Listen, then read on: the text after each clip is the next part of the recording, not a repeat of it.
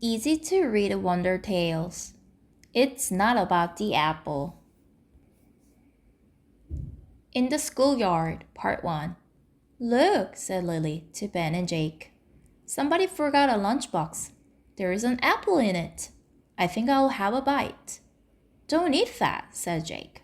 It could be poisoned, and you could die like Snow White in the story. That's not how the story goes, said Ben.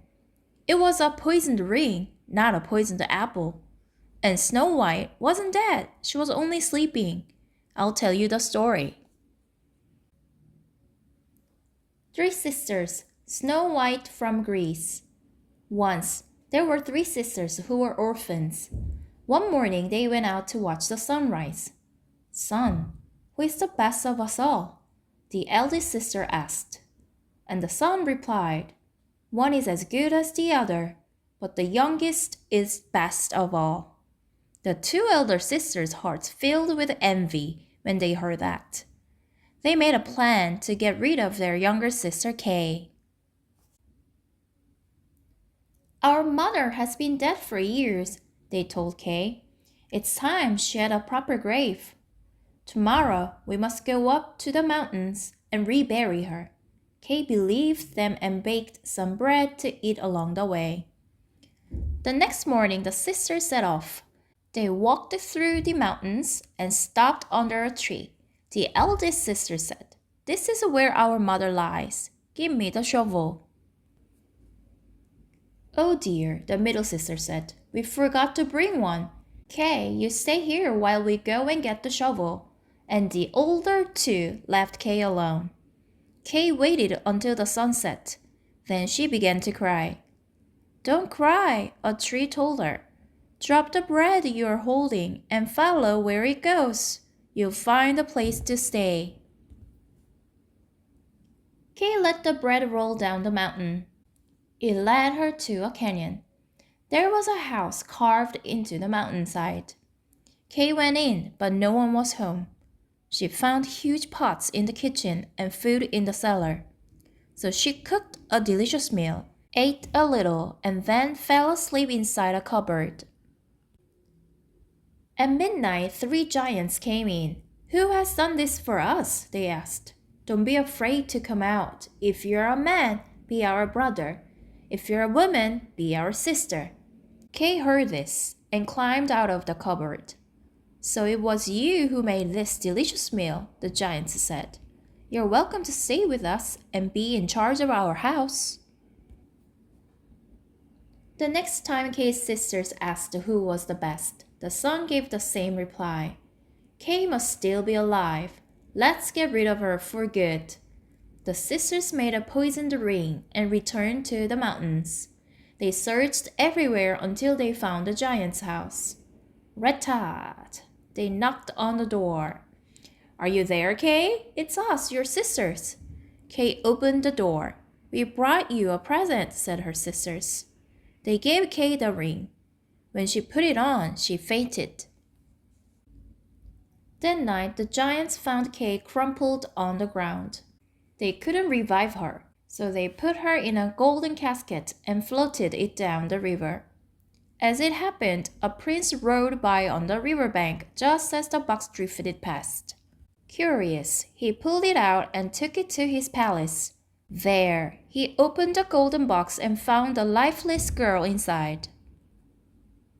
The prince saw the poisoned ring. Maybe her name is on it, he thought. When he pulled the ring off her finger to see, Kay sighed and started to breathe. She told the prince what happened, and he was touched by her tale. Please stay and marry me, the prince said. When the sisters found out Kay was alive and a princess bride, their hearts burned up with envy, and no one heard from them again. I wonder, said Jake, if those giants were miners like the dwarfs in the Snow White's movie. No, you need to be little to crawl in tunnels, said Ben. I think giants build mountains and dwarfs dig through them. I also know a story about a girl who goes to a house in the woods like Snow White's, said Lily. But there are no giants or dwarfs. So who lives there? Asked Ben. Listen to the story, said Lily. The Stone of Patience, Snow White from Armenia. There was once a rich man who had a daughter, Enel, and a beautiful new wife. Each month, when there was a new moon, the wife asked, Moon, am I the most beautiful? And the moon replied, You're the most beautiful. But when Enel was 10 years old, the new moon told the wife, It's Enel, your stepdaughter, who is the most beautiful of all. Instead of being pleased, the wife was very jealous. Who is more important to you? She asked her husband. Is it me or your daughter? You can't have us both. You must get rid of Enel. The father was very sad. Enel, come with me, he told his little girl. After they walked for miles, the father gave Enel a warm coat. Now run away to some place safe, he told her. Then he left. Enel wandered through the woods until she came to a large house. Perhaps this is a safe place, she thought. She put her hand on the door and it opened. Enel walked in and the door disappeared. There was a room full of gold and another one full of silver. In another room, Enel found a boy sleeping. She called to him, but he did not answer. Then she heard a voice. For 7 years you must look after this boy and prepare his food. For the next 4 years, Enel took care of the boy. One day Enel looked outside and saw a band of gypsies. I'm lonely up here, she called.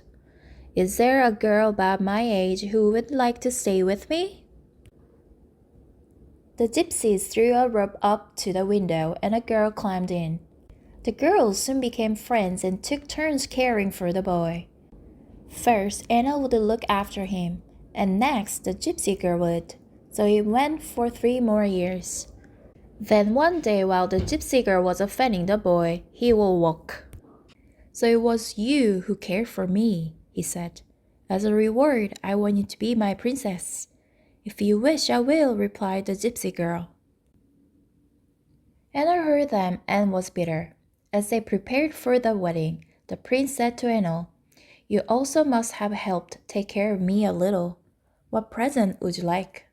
Bring me a saber-dash stone, Enel answered. The prince went to town, brought the wedding gown, and then went to a stonecutter. Who is this stone for? The stonecutter asked. It's for my servant, said the prince. This is a stone of patience, the stonecutter said. If someone has a great troubles and tells them to the saber-dash, it eases their pain. But if the stone can bear the sorrow, it swells and bursts. Your servant must have an important story to tell.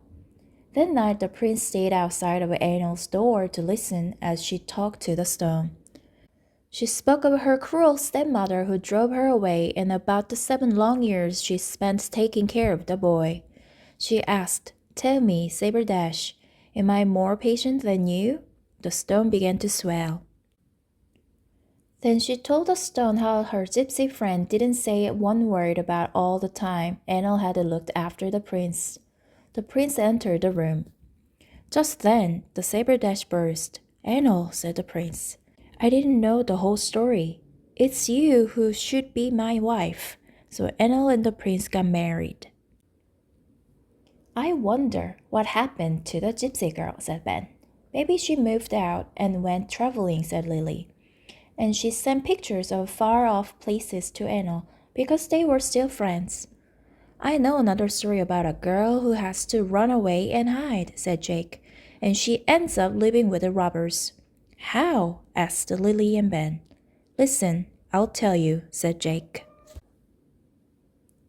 Bianca and 6 Robbers, Snow White from Italy. Once a mother and daughter had an inn by the road. While travelers sat at the tables, the mother would ask them, Have you ever seen a face more beautiful than mine? No, I have not, each traveler would answer. But one day when the mother asked her question, Bianca, her daughter, walked by.